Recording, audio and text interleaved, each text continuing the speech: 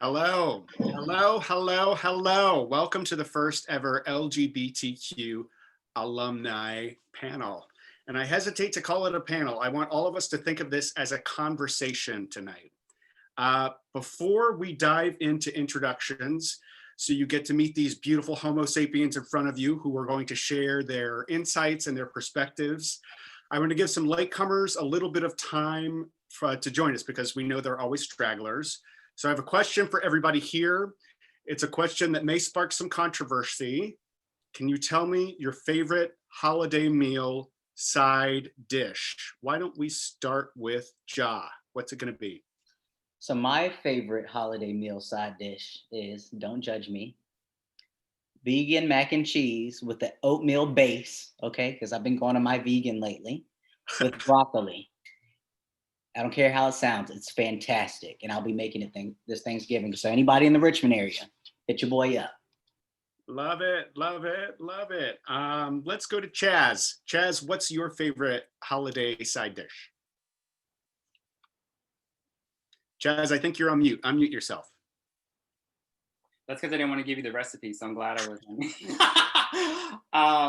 I am definitely I'm anything with feta cheese or just cheesy foods in general, but I have to say I'm craving some mac and cheese made by my grandmother with the corners burned. If the corners ain't burned, it's not hitting, but that's my favorite. Like just the crispy parts. Those crispy parts are the best. How about you, Chad? What's your favorite side dish? I would have to say stuffing. I don't make it. I only have it twice a year, so I think that's why I go for that usually. Yes, nice. Dominic, side dish. Let's have it. Well, there's a theme here. It's actually my great-grandmother's recipe for mac and cheese that uses old bread that's crumbled up with butter on top of it. And I used to be the only person that could make it in my family since she had passed away, but I taught my sister since I don't live in Virginia anymore so that somebody can make it for the family. So nice. Diana, how about you? Everybody's making me really hungry with this mac and cheese discussion. I'm gonna say mashed potatoes, but I really have an affinity for mac and cheese too. That sounds delicious. Love it. How about you, Lee? So I'm from New Orleans, and I'm gonna have to say it's potato salad because when we make a gumbo, you put the potato salad like with an ice cream scooper right on top of like the rice that goes in your gumbo, and that is authentic New Orleans. Love it, love it. I'm gonna have to say mine is, I'm gonna go with scalloped potatoes. I was talking to my sister on the phone this week, and I think that might be my favorite. All right, I think we burned enough time there. I think those latecomers have joined us. Welcome, my name is Jonathan Spivey. I am the chair of the LGBTQ Alumni Committee. Yes, the University of Richmond has an LGBTQ Alumni Committee. Before these panelists introduce themselves, I wanna throw it to Lee. Lee, I know a lot of us already know who you are, but for those attendees who may not know, please introduce yourself, tell us what you do, tell us about all the great work that you're doing at U of R. Hi, I'm Lee Dyer. I use the pronouns he, him, his. I'm the Associate Director for LGBTQ Campus Life. And for those of y'all that are on campus, you know that Common Ground in the Office of Multicultural Affairs has recently did a merger. We don't have a name yet. So we are Common Ground in Office of Multicultural Affairs right now. So I handle, along with my wonderful graduate assistant, Jay Hines Clark, we in LGBTQ Campus Life, we handle the programming, whether it be community and social, policy work, and the other things that go on at the institution, like whether it be collaborating with other offices and building those connections. I know for this semester, we haven't had a lot of social programming as we've been in this COVID. So a lot of the work this semester has been more policy focused, making sure the institution like is getting together things around name, your chosen name versus what's on your legal paperwork and things like that. And then when you all come back in the spring, we're looking forward to having some more and better, more robust social programming. And we're located on 3rd floor, Tyler Haynes Commons, Suite 325. Love it. Lee, thank you for all the work that you're doing. I truly mean that it is important, vital work to the institution. And without you, it wouldn't be happening, truly. Okay, folks, we are going to introduce ourselves. I'll give you the format through just introducing myself, and then we'll go alphabetically by last name. My name's Jonathan Spivey. Like I said, my pronouns are he, him. I graduated in 2006. I was a theater major. I got my master's degree, not at U of R, but my MFA, Master's of Fine Arts in Acting at the Old Globe, University of San Diego. I currently live in New York City, and I'm a professional actor. I've performed on Broadway, off Broadway for some big regional theaters. I assure you all, you don't recognize me from television. I hope that we can change that soon. So I'm gonna throw it to you, Ja. Give me your name, your pronouns, the year that you graduated, your major. If you have post-grad studies, tell us a little bit about those, where you currently are, and what you do. Take it away, Ja. Absolutely. Hi, everyone. My name is Ja Akande. My pronouns are he, him, his. I graduated from University of Richmond in 2013, majored in political science, minored in WGSS, women, gender, and sexuality studies. After graduating in 2013, I moved to London, where I obtained my postgraduate certificate in education and used that to teach. And then in 2016, I went on to study law and got my JD in 2019. I've just moved back to Richmond after 7 years of being away and am a new attorney in the area. Love it. Thank you, Ja. Let's throw it over to Chaz. Chaz, please introduce yourself.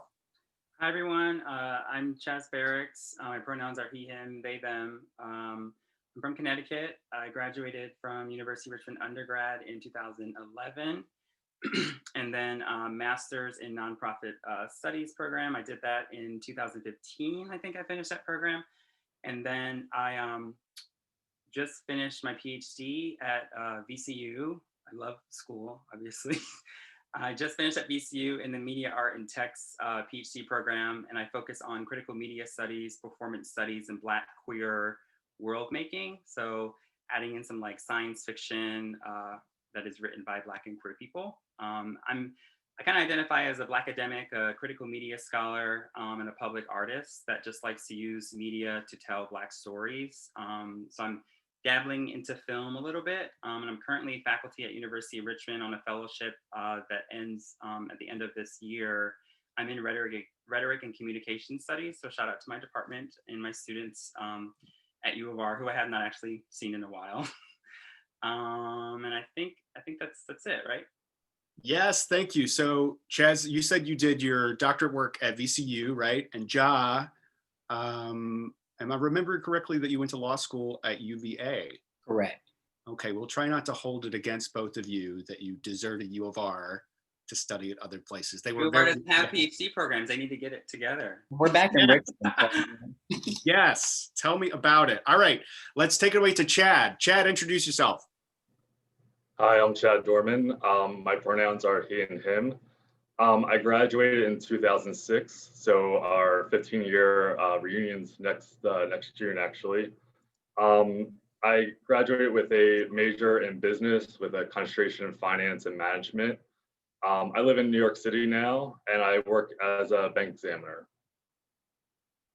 All right, and we did a little gathering before we started this live. I think the last time I saw you, Chad, was at a bar here in New York City called Therapy. That's where we did our last New York City-based alumni event, which is now closed. So I guess that means we're going to have to find a new location for next year if we can get together in person next year. I hope that we can. Let's throw it over to Dominic Finney. Introduce yourself, Dominic. Hi, everyone. I'm Dominic Finney. My pronouns are he, him, his.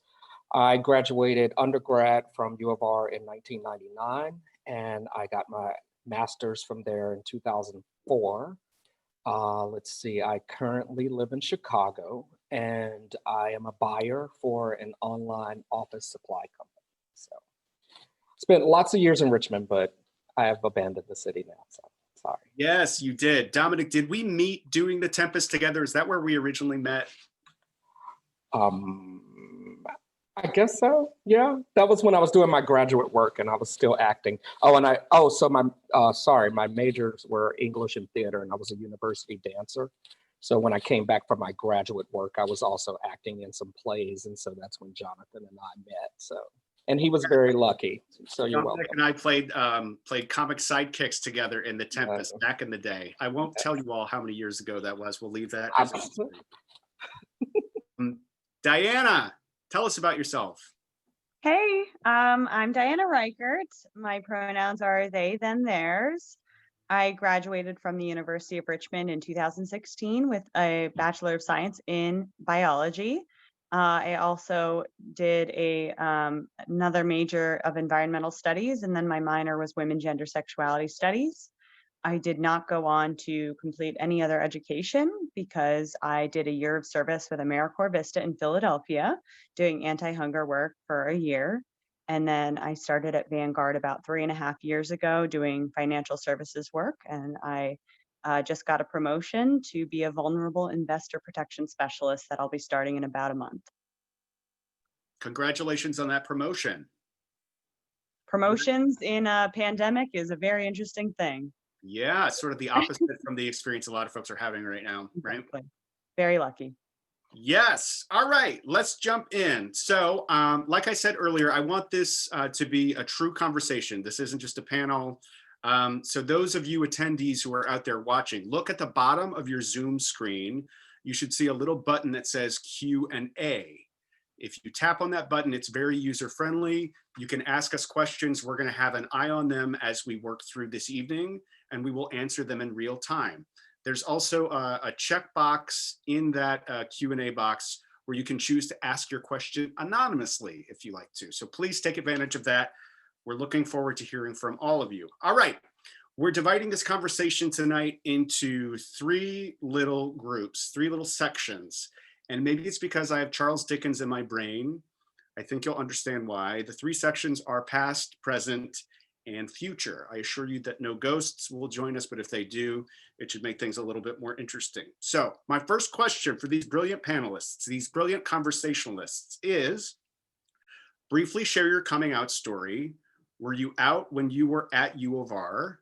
What challenges did you face? Did you choose to participate in LGBTQ programming as a student? And I think to kick this off, I'm going to throw it over to Dominic, class of 99. He's one of the less recent grads because he might have a little bit longer of a perspective. Dominic, what do you think? I think you're trying to call me old is what I think. I didn't use the word. I want it on the record that I never said the word old. Yes, so late 90s when I was at U of R was a very different time. There weren't really resources for LGBTQ on campus. So basically kind of what it looked like was you knew of people, but it was very secretive.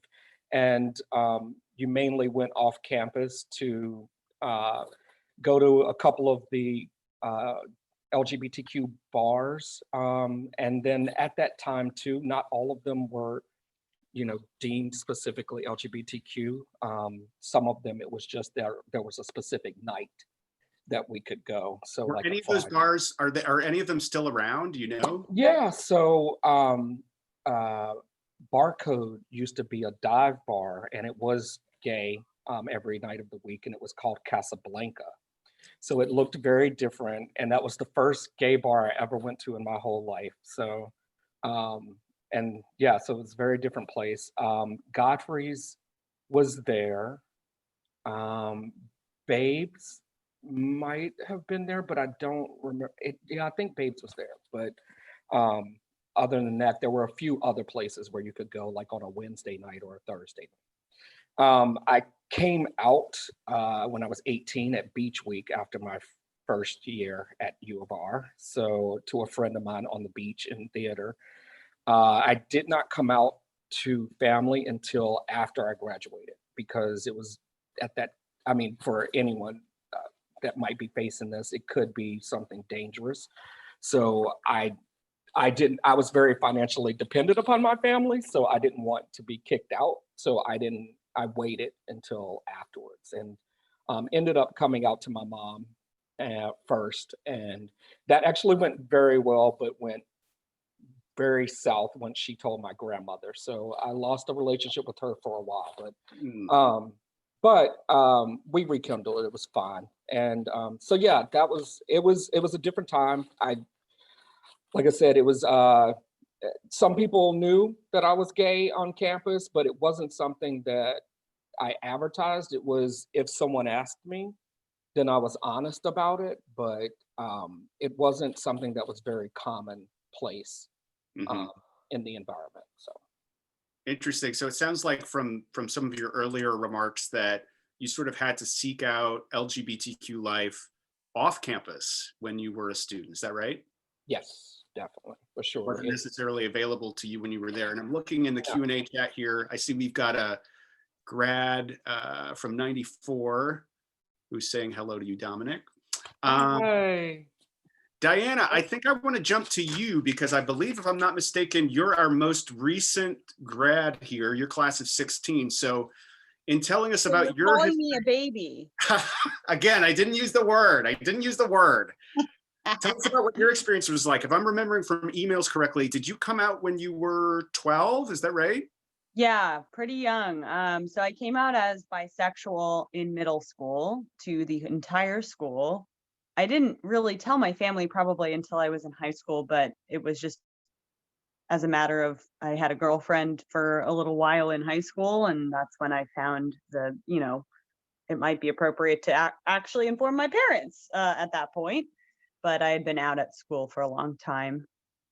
And then I came out as non-binary when I was when I was at college, because that just wasn't something I learned about. I didn't, have that language to describe myself back growing up.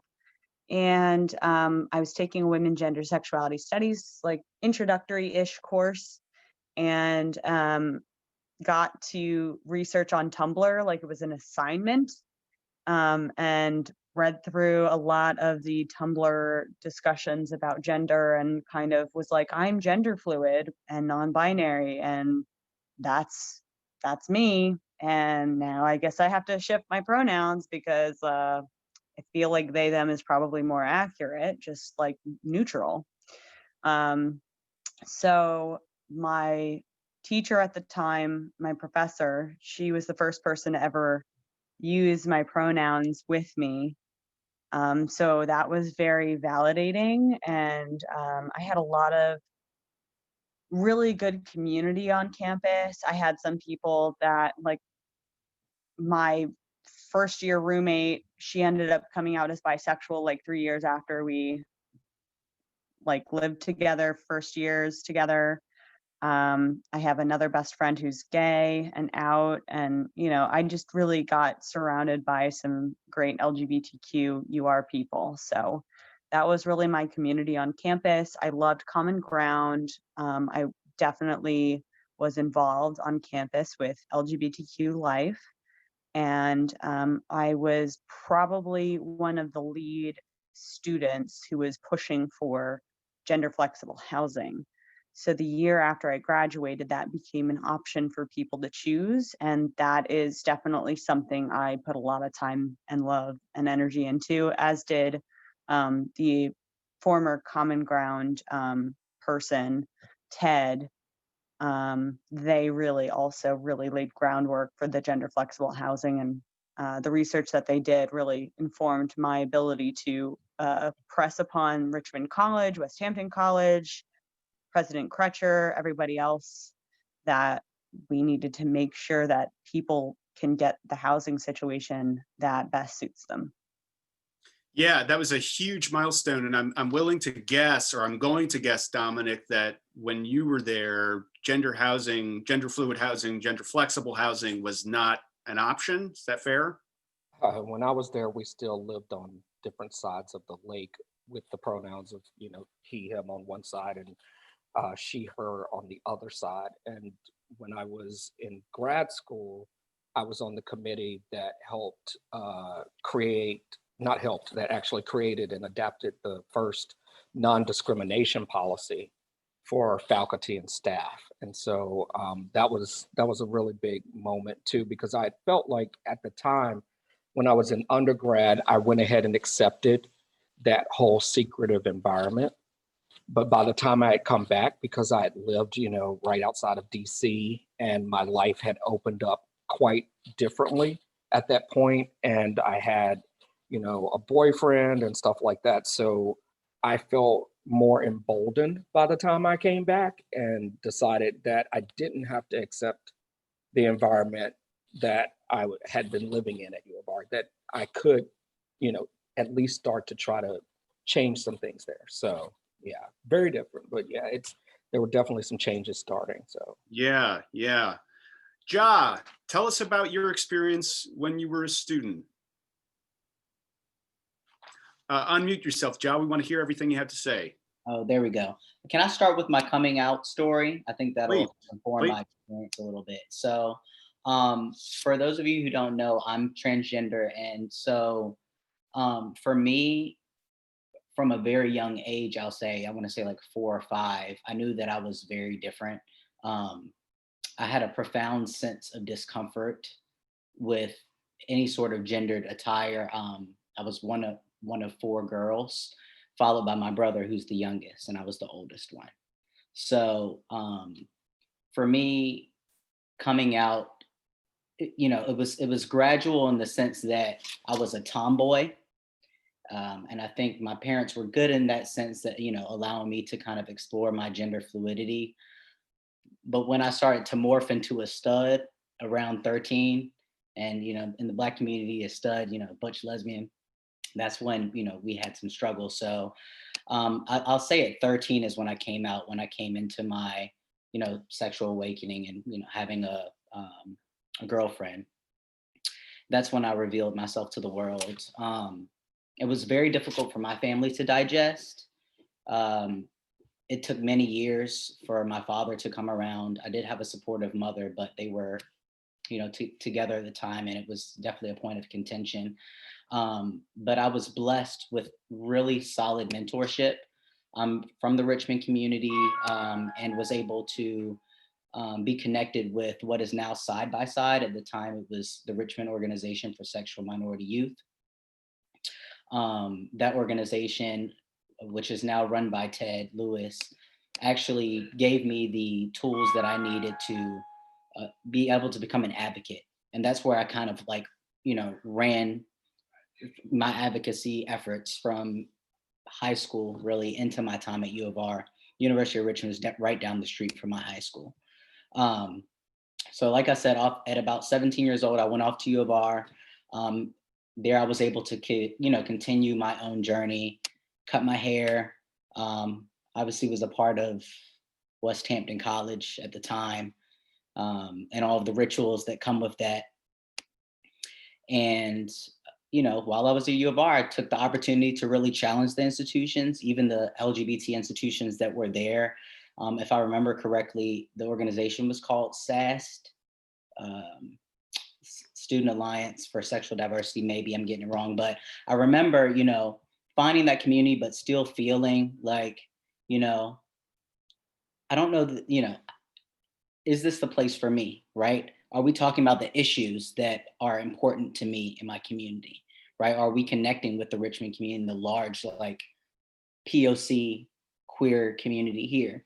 And so my best friend in college, Kadeem Fife, and I, we founded an organization called BASE.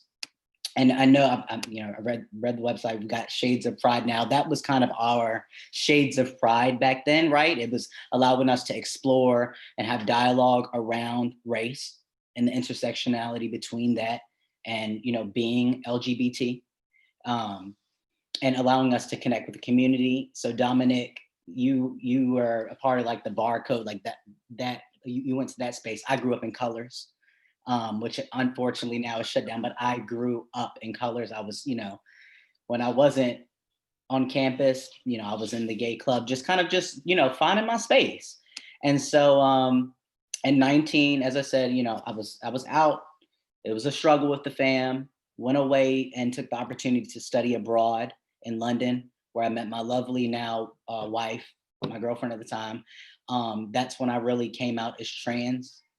I was able to kind of figure out what that meant. even though, you know, I've been out since I was 13, I don't think there was enough education at the time around like what transgender. I think, you know, for many of us, there are many studs who were trans. We'd always been, but there wasn't the language, the education that, you know, about it. And so anyway, when I came back from studying abroad my junior year, I mean, if I wasn't already kind of challenging and raising hell on campus, then I really did coming back and, you know, trying to shift from West Hampton to Richmond College, which I was able to successfully do in the end, thankfully.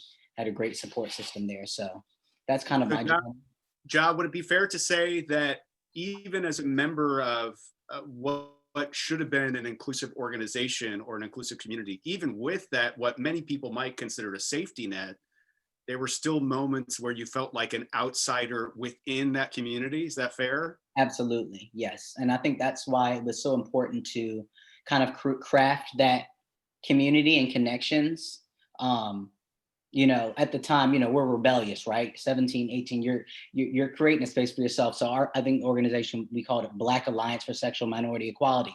Quickly that morphed into something that was much more beautiful than we could have imagined, right? We were having Indian, you know, Latino activists coming in on campus and talking about queer issues. Like U of R was really, from what I can remember, in a place of flux in that, you know, in the 2010, 11, 12, those years. And still is. Yeah, thank you for sharing. And right. Speaking of 2010, Chad, you and I were actually the same year, 2006. Tell us about your experience while you were a student. Sure. So I would say like my coming out on campus was more of a slow tell, where I would, you know, tell one friend, but it took time to do that. I was fortunate where I was in the first class that was in grade court. And actually my suite mate was also gay, and we became best friends and still best friends. He lives 10 blocks north of me. And but that's something I regret. I wish I was out on campus during that whole time. And similar to Dominic, I would go out, you know, in the city more so, you know, senior year more so too. But yeah, I think that was one of the challenges I had. And I wouldn't say it was because of the community on campus or the professors. I would say it was the challenges that I had more so because I grew up in a small town. I didn't really have examples besides what was on TV. So just me getting more comfortable with it myself. And then I didn't come out to family until after college, a couple of years after that too. So you were out while you were students, is that right? Not really, no. Like I said, I would just sort of like tell some friends, but it was not like anything I would like put out there really. All right, so it took you a little bit longer.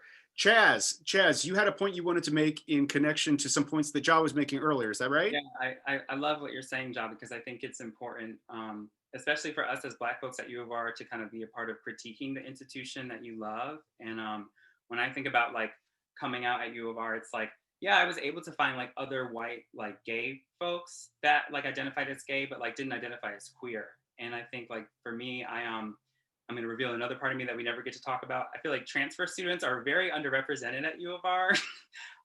Even as a faculty, they like students are like, oh, I transferred here. It's like this population that we just don't talk about. But I transferred to U of R from an institution that was a very violent space in terms of bullying and being racist. So like having intersectional identity, I don't know if they were more racist or more homophobic, but it was a space that I had to leave for sure, and had the Bonner Scholarship. And so I could only transfer to a school that was a Bonner school. And so U of R was the closest school within like a mile like distance for me to transfer without letting my family know like why I was leaving college. Because, you know, being Black and first generation college student, it was a huge decision to decide like, I'm not happy at college, right? This thing that is supposed to like mean all these utopian dreams. And so I came to U of R thinking that this is the space where I'm just gonna be out so that I don't go through the same kind of violent situation that I went through before. So I think that gave me this illusion that U of R was this very like inclusive space because it was better than where I was coming from. But staying a part of the institution as a grad student, as a faculty, that kind of illusion has definitely been kind of chipped away. And I've definitely, you know, have learned that maybe U of R can be a space to come out, but like exploring your queer identity, I think is something that we have to have a more nuanced conversation about. Maybe some room for growth there. Is that fair? Mm-hmm. I'm so glad you mentioned that. I want to share, we're going to wrap up this little section here about the past, and I want to share a resource for all of you attendees who are watching. I think Mary Alice, who is joining us behind the camera from the alumni office, thank you for everything you do, Mary Alice, is going to drop a link in the chat right now that you can all take a look at. It's on the Common Ground website, and it is a history of what it is to be LGBTQ at the University of Richmond. It's sorted by decade. You can look at what was happening there in the 70s, the 90s, the 2010s. Sort of watershed events are listed in this history. I'm embarrassed to say I didn't even know it was there until this week while I was prepping for this. But within that sort of really detailed history, there are also links to PDFs of, let's say, collegiate articles. So it'll tell you what the event was, like, let's say from 1977, and then it will link you directly to the op-ed that a current student wrote that will let you know sort of more about what was going on. It's my understanding that an alum named Dana Mclachlan, do any of you here happen to know Dana? Yes, no, maybe. Anyway, I haven't had the pleasure. Familiar name to me. Yeah, I think class of 14. Yeah. Anyway, Dana, thank you so much for compiling that research. And I strongly encourage all of you to take advantage of that resource because it is fascinating and will also reveal, I think, some of the checkered history that you were just mentioning, Chaz, some of the room for growth that U of R has. All right, that's the past. We're moving on to the ghost of Christmas present. So here's my next question for you wonderfully brilliant panelists. How do you navigate being out during the holidays? Do you return to the home where you grew up? Do you see the family you grew up with, and or have you created your own family? Does anybody feel like they want to jump in? All right, I'll just pick somebody. Ja, hit it. Sure. So, I mean, for this, like I said, I've been out since I was 13 and I've been raging since I was probably about 18.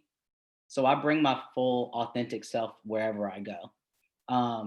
I learned pretty early on from a lot of heartbreak in my early teenage years that not everybody's for me, you know, and if I can't be myself, then I'd just rather not, you know, spend time in their company, right? But with that said, yes, I have absolutely taken the time to create my own family. And a lot of our family is chosen, right? Like people who are adding value to your life, folks who are not draining your energy, you know, people who care about LGBT issues as well. I think that's something I've noticed more that I've been in the trans space, like where I've transitioned and where I'm kind of like on the outside, kind of seeing how certain people behave, right? Because I'm passing now. And so I'm really particular with who I'm spending my time with. But as far as like coming home for the holidays, I do come back. It is awkward in a sense because I'm coming back to Richmond after 7 years of being away. And that 7 years I've transitioned. So I'm kind of coming, I left as, you know, Jamaica, you know, gender non-conforming, but, you know, trans, but I hadn't transitioned. So I'm coming back to a space where there are people that are still called, you know, they left calling me she and not really adjusting to the fact that I transitioned. Because for those of you who don't know, when I came back from England, I started to socially transition. So I underwent a social transition for 4 years and hadn't actually undergone any sort of hormone therapy. So there are a lot of people that, you know, even to this day, they're just seeing me for the first time, you know, with the beard and my voice has changed and things like that. So it's, you know, just taking patience with people. Ja, I want to riff on that word that you mentioned a couple sentences ago, passing, and share a little bit of my experience in a different way. So around the holidays, I usually go back home to see my mom in a small town called Windsor, Virginia. That's about 3,000 people. I describe it as 2 stoplights and a Dairy Queen. That is the town. Friday nights, I remember growing up, folks would circle up their pickup trucks in the parking lot at the Dairy Queen and listen to bluegrass music. This is the type of town that we're talking about. So when I go back home, there is definitely a switch that gets flipped, and all of those learned sort of social behaviors, having grown up in a small, tiny, rural Southern Baptist church, right, where I listened to a hellfire and brimstone minister sort of tell me that I was made the wrong way every week. All of those learned behaviors from childhood come back. And I feel like regularly, I sort of, I don't know, for lack of a better way of saying it, sort of play the straight card when I get back home because I'm afraid of ruffling too many feathers and don't want to piss off all those folks that I spent time around while I was growing up. So in that way, I feel like sometimes I'm passing too, obviously in a different way from what you just described. Do any of you, I see some nodding heads there, Chad, Dominic, Diana, can any of you identify with those feelings when you go back home for the holidays? Dominic? Yeah, sure. I come from a very rural area of Virginia as well, in the southwestern part. And so when I came out, like I said, when I was at U of R, I ended up coming out with some old high school, coming out to some old high school friends. And it circulated so quickly around my hometown. And I was actually terrified because I didn't want my family to know. But then all of these people from high school knew, and all of these people started to talk about it, and everybody started to scrutinize what my actions were before. Oh, he didn't have a girlfriend, and oh, now we're looking at his mannerisms and stuff like that. And so it just felt like every time I went home, I sort of had to kind of, I don't know, just, I didn't really try to act straight or anything, but I definitely just made sure that I never talked about my experience at all whatsoever. I never talked about, my partners or anything like that. And, it wasn't asked as well. This was something that you just didn't talk about. And so I didn't. And I couldn't wait to leave. I lived in Richmond, or I lived outside of DC, and I was like, I can't wait to go so I can just go and live my actual life rather than be terrified the whole time that I was home. So yeah, I completely relate to that. So. Yes, Diana, I'm remembering a photo that you shared recently of watching the election results come in with your grandfather. And I'm wondering, I'm going to take a wild stab in the dark here and say maybe his worldview about LGBTQ folks is different than our worldview. Is that fair? So my grandfather is a lifelong Republican, but he is a sane Republican in that he never voted for Donald Trump, not once, not never. So he knows that his grandson, my brother, Andrew, is gay, and he knows I'm bisexual and non-binary, and definitely has always been very respectful. He doesn't really use my pronouns for they, them. Like, I'm still she, her for most of my family. My brother's really good at it, but my parents are My grandfather is definitely not. Just, it's going to be she, her forever. He's 88. I don't blame him. Neuroplasticity is a thing. But the thing is if somebody loves you and you know that, they love you and they respect you, and it's not out of malice or anything like that. Like, I have the most supportive family, and I can't be more appreciative of the fact that I get to go home and I get to be out, even if, my outness is not understood, if my identities aren't understood, they still love me and they want me to be happy. And that's the bottom line. Yeah. I definitely have chosen family, but that's my fam right there. Yeah, I went through a similar experience. My family, my immediate family, I should say, has always been incredibly supportive, even if they haven't always understood. And I feel very fortunate to have had that luxury. My family, we're Jamaican, so like my family has influenced my queerness even before they realized it, because like Caribbean culture, Black culture, queer culture, like it really cannot be separated. So like my grandmother always wearing over the top glittery, tops from Cachet and being way overdressed all the time, and the big church hats, and my mom's like long ponytail weaves. Like, it all really influenced a lot of my my queerness now, and the ways that I play with gender and feel very like, at home when I play with gender. So I feel like I am constantly, I write a lot about my family experiences in terms of influencing my queerness, but I'm constantly trying to go back home to Connecticut, which is again very like gay friendly, of course, for the most part. New England is. When I go home, I'm trying to like make those connections more clear to them. Like my grandmother and I last Thanksgiving break definitely had like a little session where I tried some of her stuff on in the closet, and like she was like, oh, like where do you get your dress clothes from? And I was like, oh, I have this suit from Ann Taylor. And she was like, oh, I like Ann Taylor. And we just had this moment of like, ooh, girl, we shop at the same store. And I'm trying to really like show my family, who is very riddled in Caribbean culture, that like there's a lot of connection between the way that I express my queerness and the way that all of us express our queer identity, and island Caribbean, you know, parades and all the colors and the tackiness that's in our house.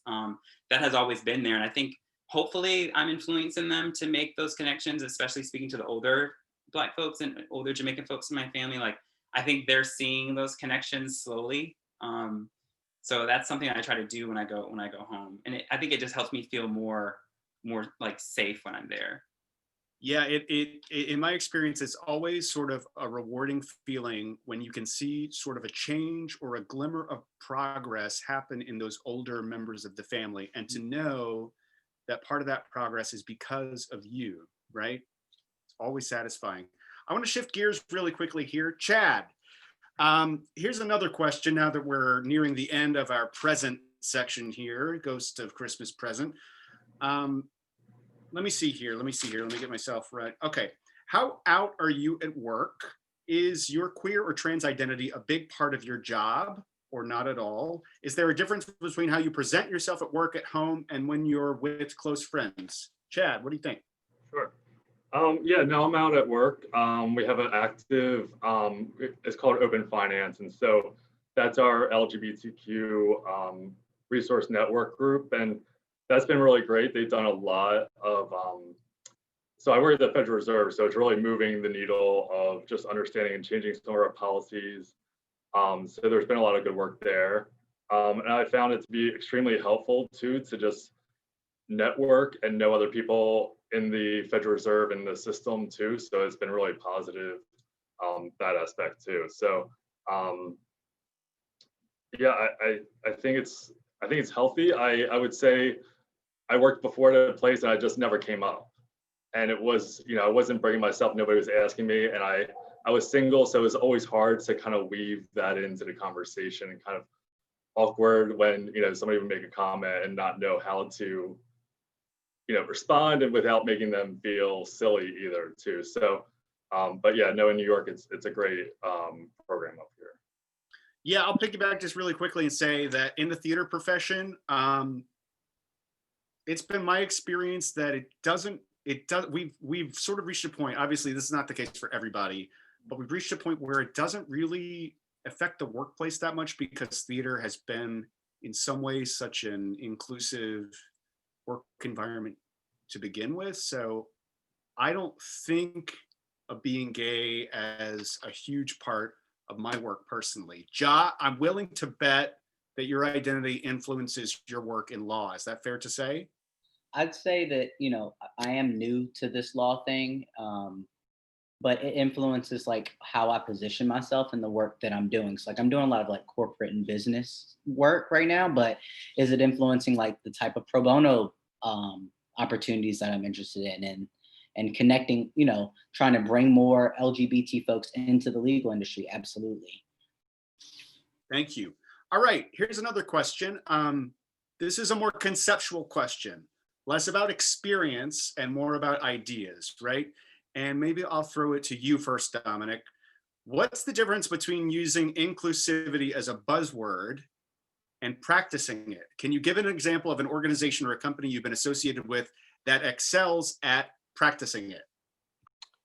Well, I would say the company that I'm working for now was surprising to me that they are actually trying to live it.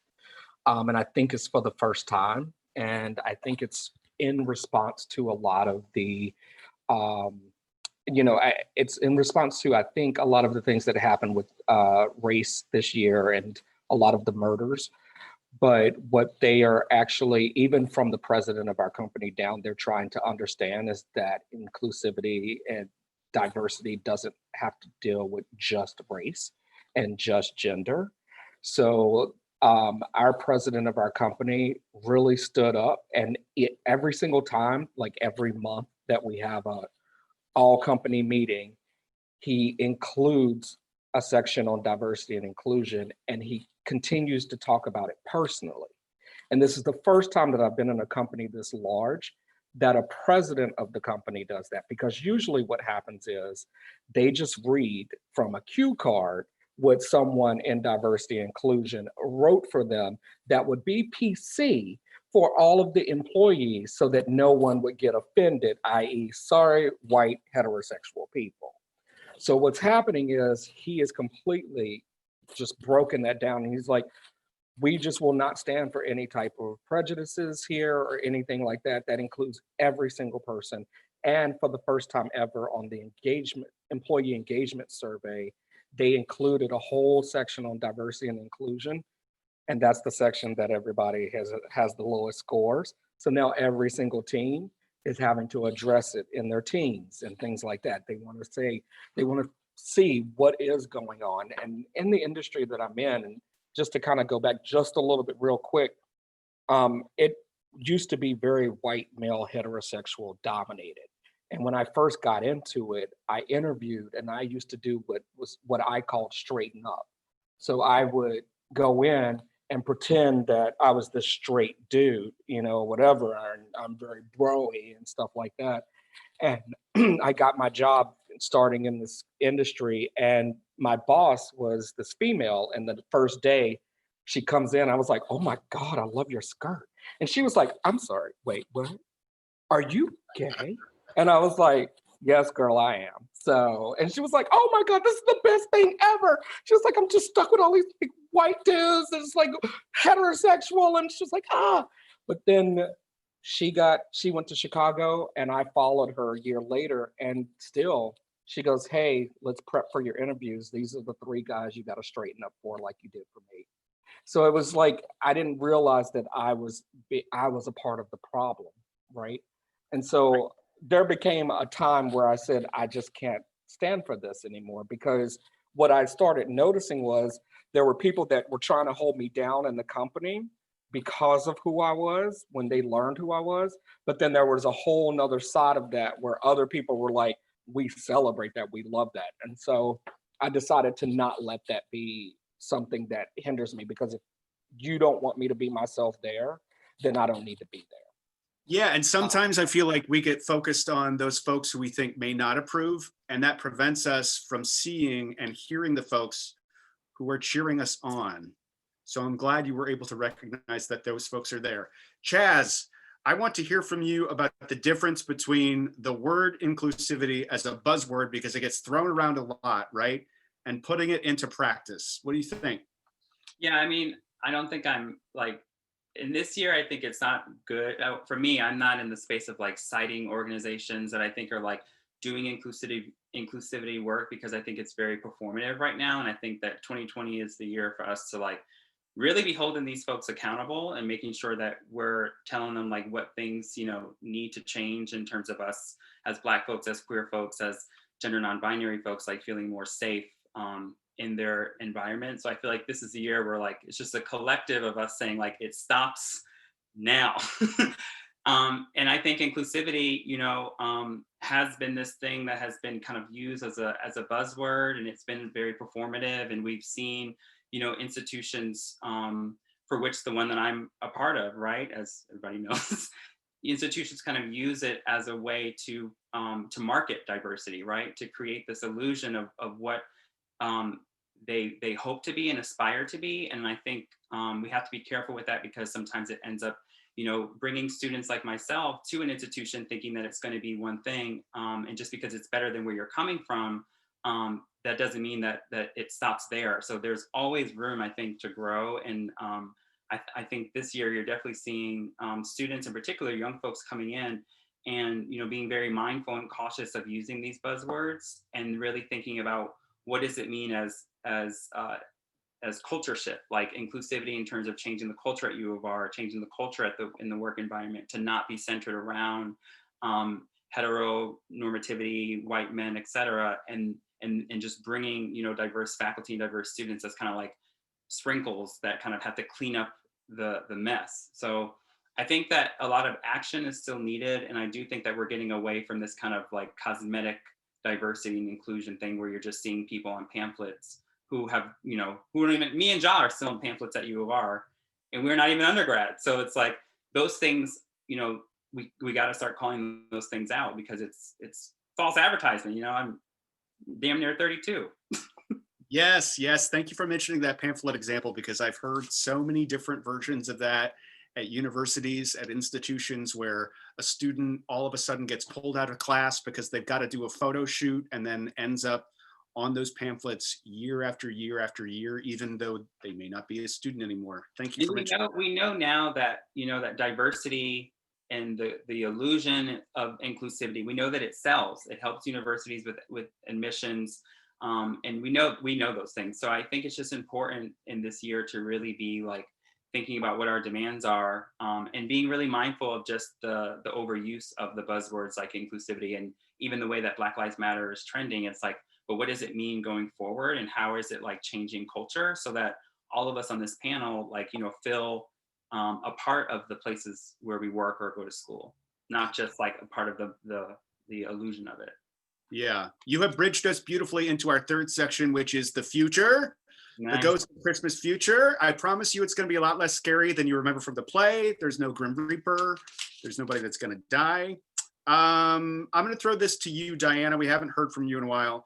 Do you think that the University of Richmond will ever have an LGBTQ president? Is it ever going to happen? Absolutely. That's my answer. Yeah? Of course. Do you think Yeah. it's coming soon? Do you think we're going to have to be patient? Well, I mean, I hope President Crutcher is there for a while. I like him. But yeah, I don't see why not. I mean, I don't see barriers to that, honestly. Like, as long as somebody is qualified, I don't think we have a university that's gonna like shut that down. Now, if they're gonna be trans, I think that might be more difficult to overcome. But like a gay white dude, yeah, that's probably gonna happen.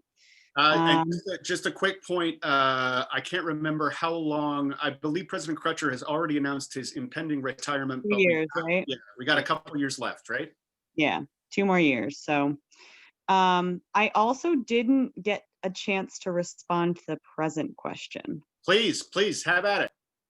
So again, I work at Vanguard. Last year, so we have a national coming out week. We have like a whole week of different panelists and things like that for Vanguard, and we have a crew resource group devoted to LGBTQ and allied folks. So I just want to say I stood up and told everyone I was non-binary, what my pronouns were, and with my recent promotion, I literally wrote in my message my pronouns and let everybody know, you know, who I am and what pronouns to use for me. And I think I just want to make sure that people who are watching this know that you can be the person who pushes the dial. If your corporation gives a shit about like diversity and inclusion at all, then they need to accept who you are, and you should be able to be fully yourself at work.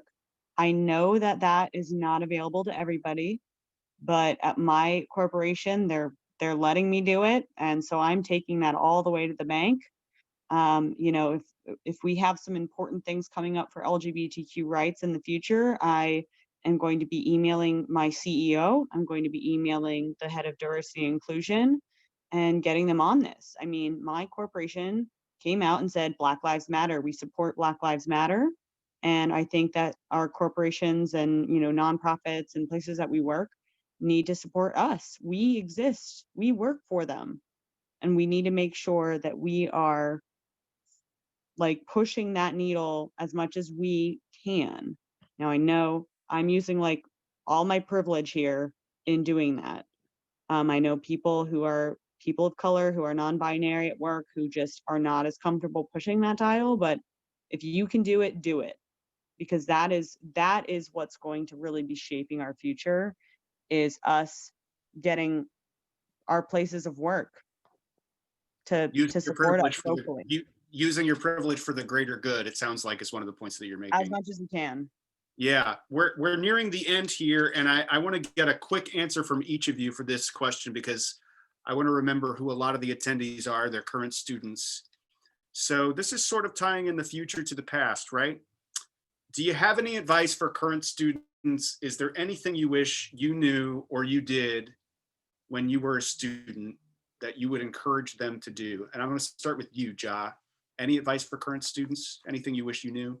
Sure, I'll share this. Be yourself. Absolutely be your authentic self, no matter how tough it may seem, no matter how many friends you may lose. And I say that because it's really, really easy to go out into the world and try to mimic other people, right? To mimic what you think success is. But we are truly magic when we can bring ourselves, our whole selves, because we only have life once. Okay? So just bring your whole self to the table. Do not compromise. Live your truth unapologetically. Is that fair? Yes, that's fair. Chaz, do you have any advice you'd offer students, current students? Maybe Yeah, some of your students? I cheated and prepared for this question because you sent them the night before. But I processed a little bit on this, and I wanted to definitely say, especially just in this year, and me, I just finished grad school, so I'm still feeling like I'm in that student space as well, even though I'm teaching. And I think it's really to recognize your worth and your sense of belonging, and recognize that your sense of belonging doesn't have to come from an institution, whether it be University of Richmond or the place where you end up working at. So really, do the work to establish, your worth first, so that you're always going into these boardrooms or classrooms, et cetera, knowing what you're worth and knowing that you're valuable and knowing what you have to add to the table, so that when it is questioned or when it's devalued or when it's, when it's threatened, you know who you are. Because these institutions they're not designed to love us as Black queer folks, as non-binary folks. And so it's gonna always be this struggle. One of my favorite Black scholars, Brandy Summers, told me that in grad school, and it gave me a whole different look on the world of just like, these institutions are not designed to love me. And so I have to figure out how to create love and work with care and kind of, use your work to create that love, use your work to create alternative worlds that I think, science fiction really helps me do, but use your work to create the world that you want to be in. And I think, you'll find students and colleagues who will kind of want to be in that space too. And I don't just mean your work from a capitalist sense. I really mean like your work, like WERK, like your passion, your purpose, and just your reason for being you. And I think it makes, once you kind of do those things, for me, it has really made being a part of institutions, especially in this crazy year, a lot more easier, because I've gained a sense of like understanding the value of our imagination as queer folks. Like, we imagine alternative worlds, and I just feel like it's time for us to tell these institutions like what a better world looks like. Yes, part of what I'm hearing you say is teaching the institution how you deserve to be treated. Is that fair? Yeah, and just working with your imagination. I think this is definitely a year to just like be imagining what a better future looks like, as these institutions are figuring out how to show up for Black lives, how to show up for queer and trans lives. Like, we need to really tap into our imagination so that we're able to, work in these spaces, whether it be a law firm or university, and be unscarred by the burning and the transitioning that I think is happening right now. And the checkered past of some of these institutions. Chad, I want to throw it over to you. Do you have any advice for current students, something you wish you knew when you were a student? Yeah, I think this is, it's a little bit more unconventional in advice, but something I'm a big advocate for at all ages is having a gay doctor, or being open with your sexual orientation with your doctor. Because there's a whole different set of questions, all different types of tests, what they're going to do. And it irritates me when I go to a doctor still, even in New York City, they ask if I'm single or married, but nobody asks sexual orientation. And the medical field is not great about asking those questions. And, it's just a whole different gamut of how they work with you too. So that's probably one of my biggest advice I would have. That's a great piece of advice, and valuable for current students to think about now and to plan ahead. Diana, do you have any advice for current students? Attendees will go over just by a minute or two, but we're wrapping things up soon. Diana, what advice would you give to current students? Don't be afraid to be the one leading change on campus. And reach out to us if you need any support. Thank you, Diana. Dominic, what do these current students need to know? What do you wish you knew when you were a student? All right, just basically don't accept the status quo. I did when I was at U of R, and I let myself believe that that was the safe environment for me and that that was enough, and it actually wasn't enough. And I would say make sure that, one, you're doing whatever it is to protect yourself first, whatever that means, whether that's emotional, physical, what have you. And then those around you that are like you. Don't assume that those that are around you like feel a certain way or what have you. Make sure you have those conversations as well. And do what you feel is comfortable, right? Because if you don't feel comfortable in whatever actions you are taking, it's not going to work out positively for whatever the cause is. So make sure you're comfortable first. And if you don't feel comfortable, reach out to someone, figure out ways that you might be able to feel comfortable or what have you. Again, like Diana said, we're here, we're resources. We've lived it there and everything, and we've lived it at different times and we've seen different things. And make sure that you do take advantage of whatever resources are at hand. Having been there with no resources, believe me, it's like, it's worlds different, but there's still so much to do. So take those resources and build upon that. Thank you, Dominic. Hey, panelists, conversationalists, what do you say we all take a deep breath together? Attendees, you can take a deep breath too. I want to share one really brief minute-long story that will close out this wonderful panel.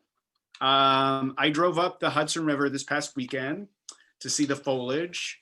It's autumn and the leaves were in full swing, red, yellow, orange. There were some that even looked close to purple.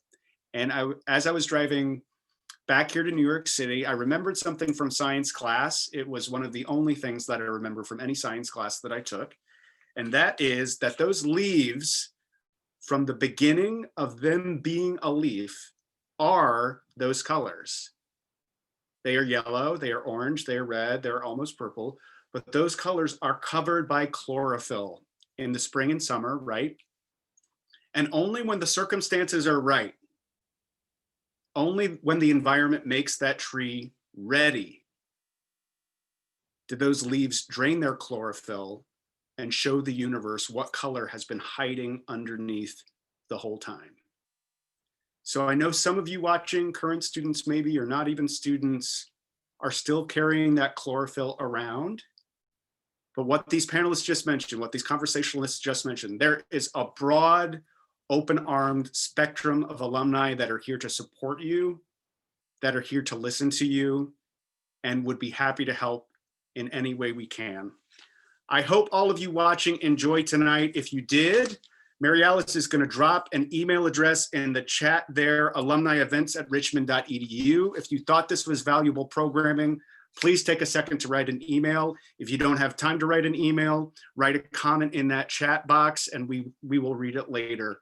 And with that, thank you, you brilliantly talented, insightful, unique conversationalists. It has been a true pleasure. U of R is privileged to be able to call you all alumni, truly. Period. Have a wonderful and safe holiday season. And with that, we bid you good night. Thank you for having me. Bye, everyone. It's been a pleasure. Thank you.